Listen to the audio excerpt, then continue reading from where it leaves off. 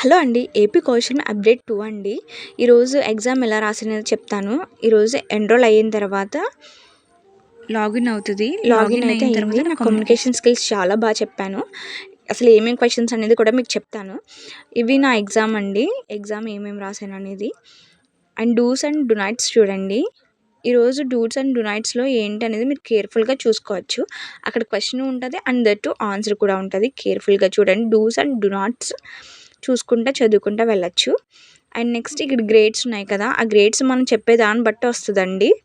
చూసుకోండి. ఇక్కడ అసెస్మెంట్ అనేది అయిన తర్వాత మన ప్రొఫైల్కి మార్చే జాబ్ అప్డేట్స్ సో ఉంటాయండి. అవి మన మనం అప్లై చేసుకుంటూ ఉండొచ్చు.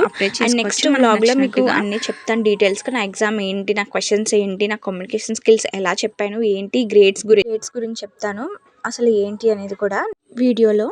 అంతవరకు నా channel subscribe, like and share. And part 2 మీకోసం పార్ట్ 2 వీడియో కూడా